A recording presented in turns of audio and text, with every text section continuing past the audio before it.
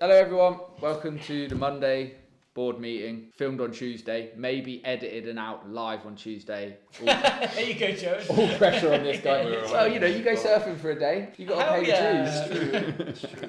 Without further ado, because it obviously has been quite good, where have we surfed? Thomas? On a foamy? No. No? I've been surfing all weekend and just that bit between just off. Tell the world about your local bang. No, I'm not like literally one other person. Pretty much the 3 days of surfing, and only surf with one other person the entire time. You got to paddle there's quite a bit of paddle because I surf it when it's kind of closed off by the sea, but it breaks like fine, especially when there's size. And I was on my new 7.7 Evening Star, new tech. How's it feel? Amazing, so good. The tech came out a little bit heavier than we kind of thought. I think I had double hot coat, but actually it just so smooth and trimmy and knifey. It just felt really lush. Surfed it Saturday, Sunday, single fin. Sorry, I'm geeking out already. Yeah. What about like the compressions and wear? Just their first couple of surf wear, is it noticeable or is it nothing but dirty wets and marks? Nothing No, at all. It's super solid, isn't it? And actually I hit it like you wiping out, and you can feel that it's hard, Really? like proper dead legs shit. Like Yeah. it's like an iron bar. Sunday in particular was sizey, like it was properly big. Inevitably, you and the board are going to take a beating, and it's just got the most foiled out tear. It can't be more than half a centimetre. It's Oh, it's the bladiest board. We yeah. do. You watch the Very leash board. banging against that, like as it's kind of as you're wiping out. And I was like, oh my god, like kind of Yeah. nothing, absolutely fine. So, for those of you interested in board geekery, we have been messing around with epoxies for 20 years now. I've been dabbling with epoxies, and one of the things that you lose with epoxy is sort of natural trim, because the weight to flex ratios of epoxies are different, meaning that if you have two boards exactly the same weight, the epoxy will be slightly stiffer, so the flex is more malleable in the PU settings, and the trim of the weight of the PU is actually a really nice thing on longer rail line, flatter rocker boards, just to have that trim. You're not sitting too far in the water, you're really cutting through the water. So Tom wanted to try one of our epoxy lambs on a PU, his money.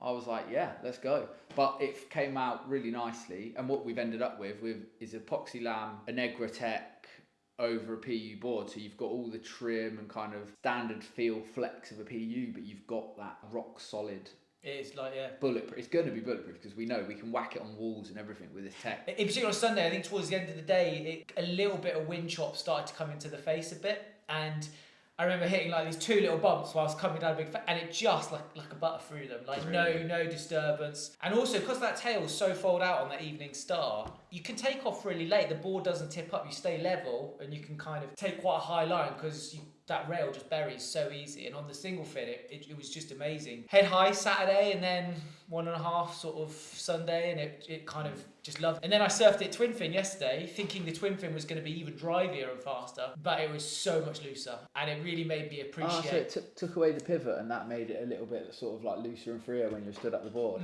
So much looser and freer. He's kind of done the twin fin on the Evening Star placement similar to the FM, so it's not as far in as the FM because the FM's a twinser, but like the fins are at least an inch further in. The twinser FM fin that he does it's a big fin. It's like got a load of surface area. So I was thinking, oh man, this is going to be really tracky. There's too much fin here basically. I went to push hard off like a bottom turn and the board just went whoosh, so I had to really adjust my surfing. I had to surf much more crouched and really work on burying the rail, because you can bury the rail with that board. Not drive it as much, just let the board and the wave do more of its own thing. What about paddle? Like, did you know? Amazing. Oh really? Yeah. I pretty much caught everything I went for. Go on then, Joe. Where have you surfed? I know you had a nice little cruisy Monday. The weekend I surfed a single fin contest. Oh yeah, Like, did not you? really a contest, but like social thing at Little Fistral. Yeah, that And was it was shot. It was pumping. Yeah. It was like pretty solid Little Fistral. What board did you pick? Because you have to pick your random board. I couldn't tell you what it was. No. I couldn't. How big, roughly? It wasn't that big. Probably like 5'9", 5'10". It was pretty short. Yeah. Quite pulled in tail, sort of. Yeah, pulled in pintail with channels on the bottom, really thick, but they're all really thick. Yeah. And it was sick. Like first wave I took, it was like kind of a bomb, proper wedging in the corner of Little Fistral. Took off. I saw Josh use his barrel. mental. Yeah. It's crazy. But yeah, I took off on the bottom, like took off really slowly and then got to the bottom and went to bottom turn and I just went bang like that, hit the deck so hard, like winded myself and everything. What, your feet slipped or? No, I just like went to bottom turn and the board like... Just went? I think because I was used to just thrusters. Well, you can't bottom, you have to swoop a single thing. You can't really bottom turn. And I went to do like a deep bottom turn. Yeah, if you pivot, it will pivot. Yeah. Learning to surf single fins, I know it's so cliche from like that film, whatever it's called, North Shore.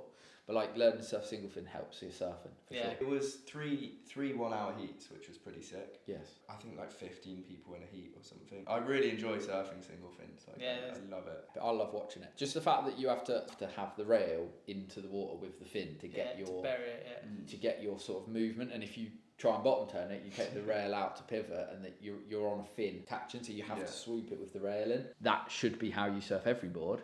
And when you do, you're really going to feel the benefits of either a twinny or a thruster. No, it was sick, and it's like always such a good day down there. It's like it wasn't a comp this year. I think it was just. I was gonna say, so where'd you come? It wasn't like they just gave a few prizes for like top achievers or whatever. I don't. So there was no heats or anything like that? Nah, no scores or anything like Jack that. Hughes though, with a huge comeback after a bit of time out of the water. That was his brother Josh, wasn't it? He got the tube. But Jack, Jack got a trophy as well, didn't he? I saw Jack was Jack won like 3 things I think in the raffle as well. Yeah, because I think it was pretty funny. I was sitting with Luke after a surf on Sunday night, and Jack just texted him, "Did you win any trophies today?"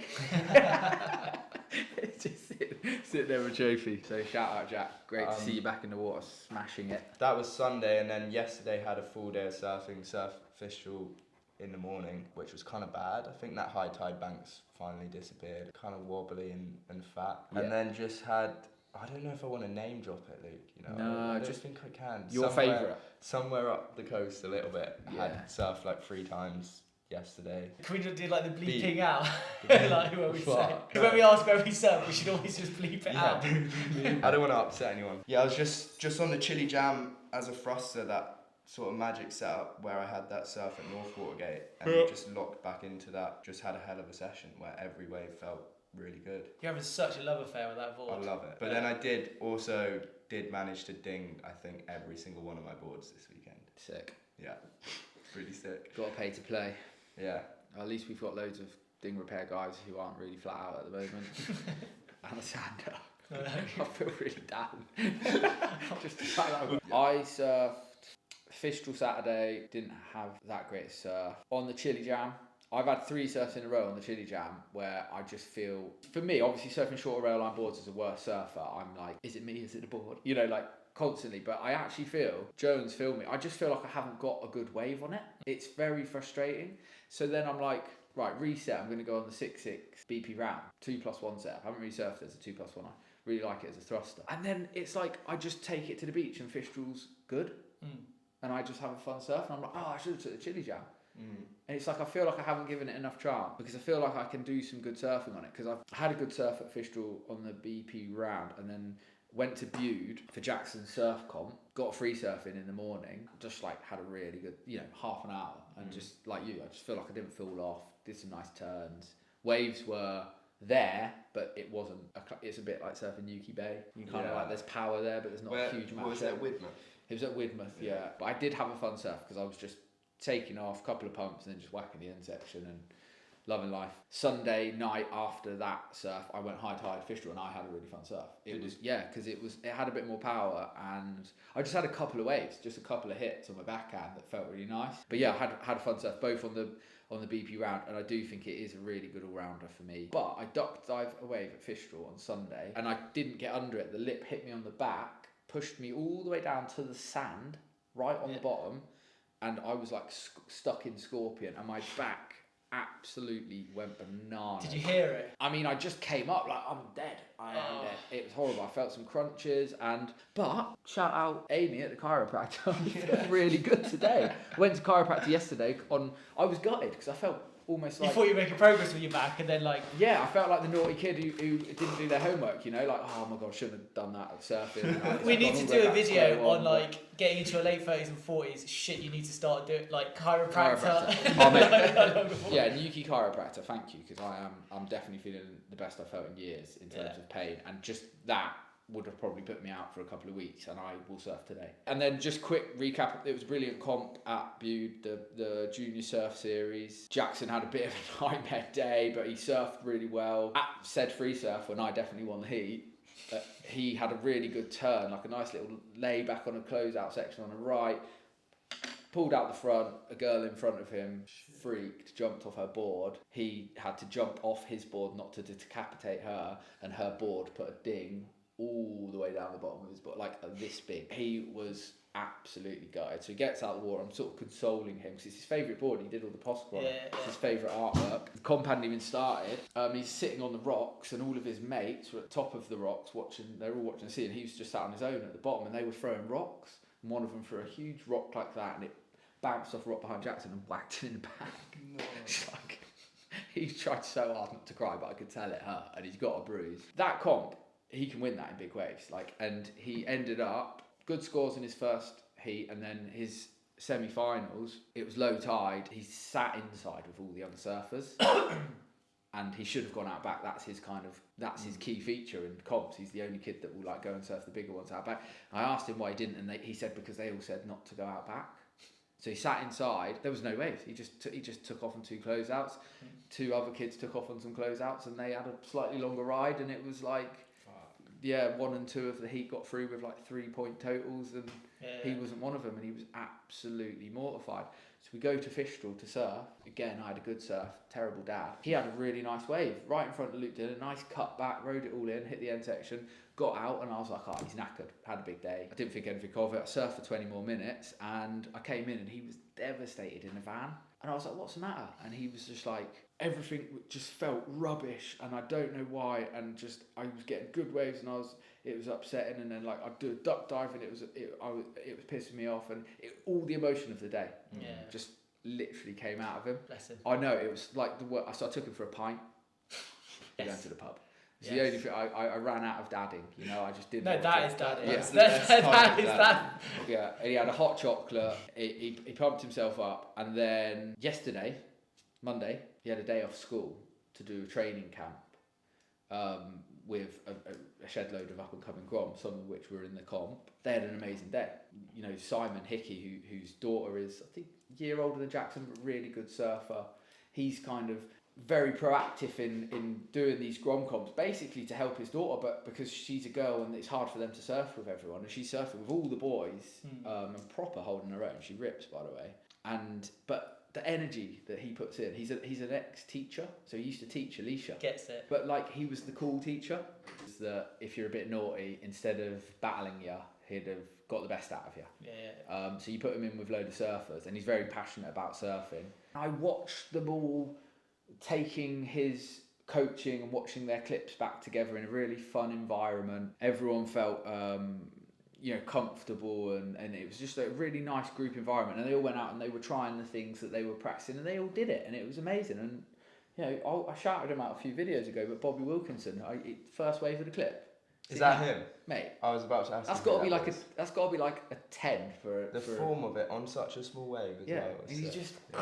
And he just absolutely batters this wave to pieces, finishes it, and nice. You're like, yep, there you go. That's a good day for him. They were all shredding, and it's epic. And I would just, as a dad, you gave me the option to have my kid out of school once a week to go surf coaching, and without any aspirations at all for being a pro surfer, just to have a day where he's learning how to learn. Learning how to cope in those environments. Take my money, I mean, he will get his moment as well. Jackson will have his moment where it will all click. He's present, he makes right decisions, it all come together, and in the meantime, you need to lose, you need to learn, and it's having that. So he didn't just go into the mundane life of school, and that he had surf school effectively was just awesome as a parent. And so thanks Simon Hickey, legend. Speaking of moments, this happened to me over the weekend. Come on. Quite often these moments turn into some of my best memories ever. When people ask me sort of best moments in your life, and I haven't had kids and that, but they often revolve around this kind of experience. surfing my spot. It was me and this other guy, and we were already having a great surf. The shape on the wave was just perfect. You know, whenever both of you just cheered like woo as it's coming through. So there was a lot of kind of buzz in the water. Sounds like you two had a moment. We did. It was really nice. Like total stranger, but we both know that spot, and we were both there on this day when it was just the two of us. But anyway, we were sat out there. The water started to kind of drop, and I was like it was raining basically. It's not raining. That was my turn from Bude. Yeah, literally the spray. But I remember, you know, I was there just kind of like going, what's going on? Like, because it was all these kind of little drops, and it was not hundreds, but thousands of these drops going through, and then this kind of wave of breaching. It was like, I think they were sand eels basically. Yeah. As you were like literally all around you, every time you duck diving, you'd open your eyes and you could see it with like these thick clouds, and then seals kind of turned up, and as the seals were going to water, like you could see the like as the sand eels were breaching basically, and the seagulls were coming down, and then you were in a bait ball. Yeah, literally sea bass were breaching like in it, and it was as the waves, because it was so glassy, were coming through, you could literally see the action, and the sand eels breaching out of the face of the wave or what have you, and it was as you were paddling, like you could feel it almost, this kind of like this abundance of life around you. It lasted for about an hour. It was magic, absolutely magic. Yeah, that's mad. I would have gone and got my fishing rod with it. Yeah, just a really nice moment. Oh, we've all had wholesome. Do you have anything wholesome happen? You surfed a single fin. Yeah, I guess that's wholesome. Yeah, that's the definition. Well, actually, no, wholesome in the dictionary. Yesterday when I took the day off, I had my best mate from home come and stay with me. I literally we grew up surfing together, sort of battling it out. So that was nice he's just come from a ski season, so he hasn't surfed for like 6 months. So it's nice to get in the water with him, which was sick, yeah. Oh, there you go. So it's just a wholesome experiences everywhere. That's epic. What have you bought this week? Let's go. I have bought something. This is a board that we're collaborating with The Shaper, which is a new setup for us, and we've actually got one of these boards. In fact, the exact same, not quite the exact same, it's got different pin plugs on this one in stock. And I was like, oh, are we demoing these? And you're like, no, I think we're going to sell them. So I was like, but I really want to surf it. So I added it to my algorithm basically in terms of keeping an eye out for it. Axel Lorenz 69er. This one was done through Pukas. Axel no longer shapes for Pukas. He's shaping under his own brand, Axel Lorenz. It's kind of one of the OG sort of hybrid sort of these bead eggs, like sort of. You'll see similarities with the Doofer and the Doofer that in terms of where it goes. This one's I think got a little bit more. It's really pulled in at the tail. It's got quite a pointy tail. Hasn't got massive rocker. It's similar to the kind of chili bean sort of rocker wise. V, subtle V into single concave into then V out the back basically. And it's classic Lorenz, just sort of really aesthetically pleasing in terms of its proportions, in terms of its rails. Nothing extreme about it, but yeah. What really size exciting. have you got? 6 foot. 35. Yeah, 6 foot, 20 3/4, 2 and 5/8 thickness, 35.4 litres. There's a repair there, like. Is it watertight? I think it is. I've looked. It's got a. Oh yeah, there's dings, to be finished off. Yeah, there's dings, but he's been looking after it as he's going. Needs a little bit of TLC. SS1 plugs. 150. I'm going 120. 120, 150? 50 quid. Fuck! Mate, how do you do it? Yeah. So that was 50 quid. This one is going to go live this week online. This was shaped by Axel when he was here. 6 foot, and actually if you look online, we've got the whole Axel range now available to order. Stock coming soon. Yeah, so this is stock. So we're going to have we've got like stock boards for Axel, shaped by him. Axel Shape and Four collab basically. Axel Lorenz Shapes is his new brand. He's got a new website up in France, the Basque Country. On this one, custom order, and then brand spanking is $6.99. This one has a tiny. It's not even a repair, and it's kind of like it's just because it's been in the showroom for a bit. And sometimes they pick up a slight mark. I'll send a photo. This will go on for $6.49 basically, which is an absolute bargain for what is Axel Lorenz shaped. Stunner. Also got 610 Vic Lizzie. Luke's done the review on that, so I think a lot of you know what this board's about. This was a customer board that we put the wrong side bites in basically. They spec'd it FCS, we put futures in, so there's absolutely nothing wrong with it other than we put the wrong plugs in. But they're not the wrong plugs for somebody who likes futures, and actually you've got more futures options. If you need the fins for it, get in touch, but it's a thick, 710 thick Lizzie, it's the most popular size. This is a classic one where it's an ex-customer one, so... It's got its name written on it. Yeah, it's got the name written on it. So it's so small you can hardly see it, but it's got Harrison written on the stringer. So instead of 849, that's on for 795. So again... 50 quid off for no reason at all. But people, I know. Steal it, essentially. If your name's Harrison, it's going to cost. yeah, if your name's Harrison, it's back to RIP Costa. But so that's a really lovely board that's going on. So new videos coming out. We've got the final in the How to Build a Board series, the sound finish coming out on Friday. Chili Jam and Chili Bean, the Chili family explanation video coming out, because we've got a lot of people that really like the Chili Jam. It's obviously been a really popular board over the last couple of weeks in terms of custom orders, and you get some people saying, it's not quite enough volume, but the Chili family has something we can pretty much offer everyone. So we're going to do an explainer video on the Chili family. Don't just spec up a Chili Jam without talking to us, because there might be something in the Chili family that would better suit you. We did a Fistral edit last week, which is gaining some really nice traction online. It's basically all the UK top surfers. I think it's my favourite yet. Yeah, it's a good one. The energy, the sun's out, it's like summer UK surfing, and everybody's on. Kids ripping, exactly girls that. ripping, Also, adults ripping. I watched that video. Ross Winter back. I watched that video a few times and I was like, fucking hell, like people actually rip in the UK. Mate, we've got sick People waves, we've got rip. 6, 7. I hate, the thing that I hate most, right, about the UK scene is that it's not proud. It's not, like, it's always like, yeah, but Cali do it better, yeah, but Australia. Okay, fine, whatever. We're not them, we're not trying to be them, we're us. And you see edits like that and you're like, yeah, Yeah, we're that's doing from alright. like 1.5 days of filming that. Yeah. It's, At exactly. one spot. If you just go It's and crazy. absolutely just nail it, and like imagine if you just sat at Fistral all day with all them in the water, you'd get way better clips. Yeah. We miss stuff. We don't get the airs. We don't get all the barrels. That's just a day in the life at Fistral. Yeah. That's what the UK has to offer when the waves are fun. Yeah. Have you had a monster this morning? No, I'm just fired up now. You just got me fired. I'm actually pretty ill, and I'm like, you got me fired up because we're talking about all the stuff we're doing, and I'm feeling good about it. So yeah, the Fistral edit's out now. So if you haven't looked at it, go look at it. Give it a share. Yeah. Be proud. We've got a sick industry over here. Loads of good things happening. Yeah, and then we will film the Evening Star video this week. Don't know when it's coming out, but we'll do it because it's fresh in Tom's mind. We've got some decent feedback we can talk about now because I haven't actually surfed that board myself, but it's another offering from Ryan Lovelace that sits somewhere in between the FM and the Thick Lizzie, I think it would be fair to say. Pretty much spot on. Yeah. We've got to talk the wave. I'll tell you how I found out about it. Grom session from yesterday was supposed to be at the wave. Okay. We just booked all the sessions and then the wave closes, shit's hit the fan, everyone's not knowing what's going on. They're putting posts up and then the posts are getting taken down and no one knows how they're getting refunded or what does it all mean, what's all happened.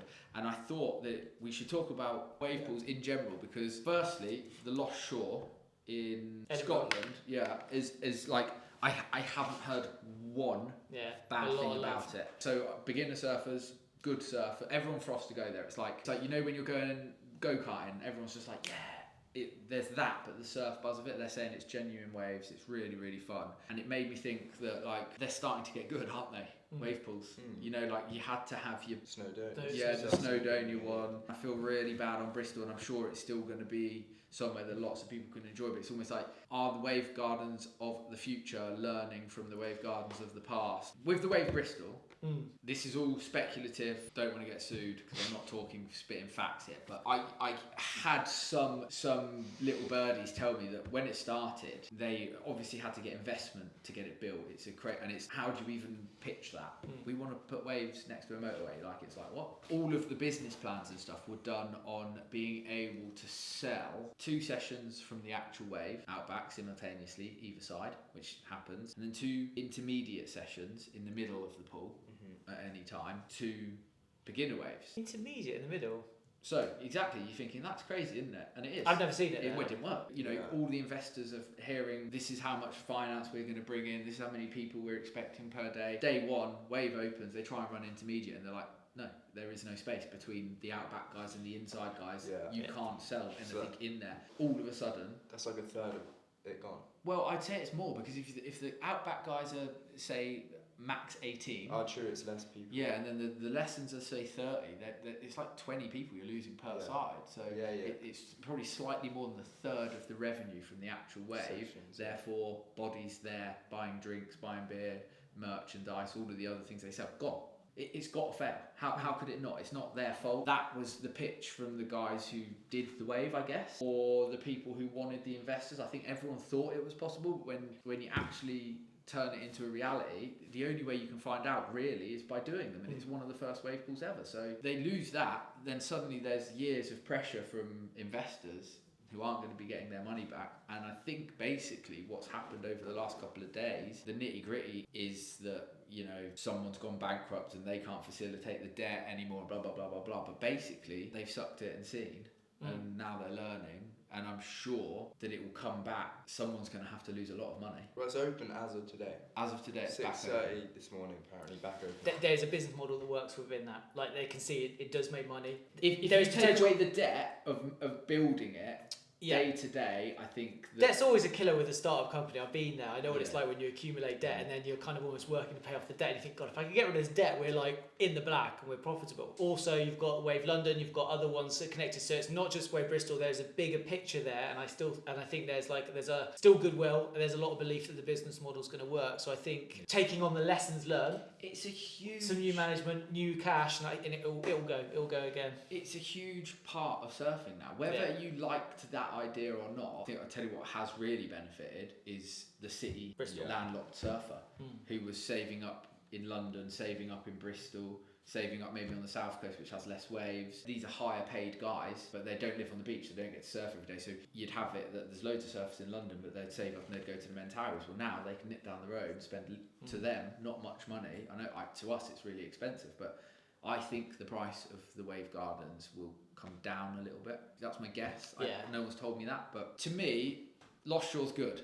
Everyone's excited to surf Lost Shore as a wave, not as a novelty value that Bristol is, maybe because it's a bit smaller and shorter. And I personally do. I will do a session at Bristol, and my mindset has to be, I'm going paintballing, I'm going to the cinema. It's not I'm going surfing. Yeah. I slightly get bored. I haven't quite got the size frame to try lots of different things like kids, and I haven't got the ability to sort of express myself further than I do a cut back, then I do 2 pumps, then I hit the end section, and I kind of complete it. It's like, that's all I've got. I've got nothing else in the tank. By the time I've done 15 of them, I'm almost hating myself rather than just being excited that I've surfed. I enjoy it every single time I go. I am not excited to do it necessarily, but it's a huge part of surfing because you've got all these city surfers. And what do city surfers bring to the industry?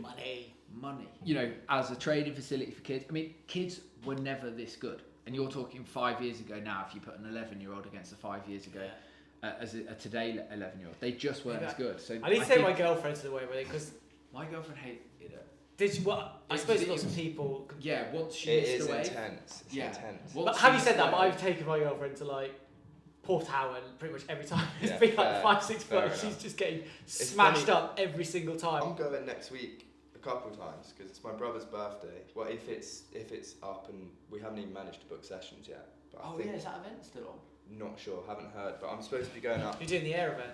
Yeah, I'm supposed to be going up on Tuesday for my brother's birthday with all his mates, and him and his girlfriend are staying at mine last night, and she hasn't been, and we're speaking about it, and I mistakenly said, one of the first things I said is, it is intimidating, and she was like, fuck, really, like, I've never done it before, and I was like, no, you'll be alright, but it is a weird feeling. It is. It's not the relaxation you get of surfing in the sea. No, Jackson, yes, it's exactly. That's when you're going out to the bat. I think for the inside, no, because you're still like. So the takeoff is the easiest takeoff you'll ever have. But if you don't get it, you haven't got it, and it's then, oh my god, please don't fall off in front of everyone. Because every time you fall off, you to take out the next person, like they can't get away. So you feel like you're more of an inconvenience. I watched. So my missus is surfed since she was tiny. She's absolutely capable of surfing. But once she missed a wave, oh god, I just saw her slowly crumble because she was so nervous about missing the wave. And then you get like lifeguards who don't want to offend, but they're not sympathetic. They're not as they're just not as savvy. They're not surf savvy. They're wave pool savvy. Whistle at you for cutting a corner that was okay to cut, sort of. I'm not saying you shouldn't listen to the rules. You should definitely listen to the rules. They're doing their job. That's But like, exactly what you're saying. they lean in the pressure side if you're feeling the pressure. Yeah. Nature of the beast. You can't have it all perfect. And like I say, I have given the wave shit before, which I think is completely valid. Like you're asking surfers to spend money on something they weren't spending money on before, and if you're doing that, fine, I've got an argument. If you've got a new product to the market and surfers will benefit, sweet, but you've got to give them what you're promising. Overall, I think they are a good thing. Like, it sort of gives you that skate park sense to surfing. Like, you can go and you know you're getting the same wave over and over again. And if you want to practice something, it's really good for that. But I don't think it's really on par with surfing in the sea. It's like almost two completely different activities. I think you can learn the techniques you need for the sea, and then when you're in the sea, you'll be like, oh, this is like the section at the wave where I do this with my arms and I do my back turn. It's just you don't have to pay down your local at Fistral, allegedly. No bloody sand eels in The parking's the free. wave pool. But you always even complain about something. You know, you go and have a beer at Fistral and it's £7 and you're like, oh. But technically, if you go to the wave and spend, what is it, 60 quid a session, you get like 12 waves. It's like £5 a wave, is it? I think it's roughly a £5 a wave, yeah. Yeah. So if you have a pint at Fistral, It's a wave. that's like a wave and a bit. You normally get at least 2 waves in a session. They're pretty decent, don't you, in the sea? I'd take the pint. And you get a pint. 100%. So they should give you pints, basically. Yeah. That's how the wave solves right. its problem. Yeah. Yeah, right. Well, anyway, cheers for tuning in, guys. Catch you next week for another exciting babbling session about what's happening in the UK surfing. Oh my God, I'll be crying next week because I've done sanding all this week and it's gonna break me. But here we go. Cheers, guys. Until next time. You.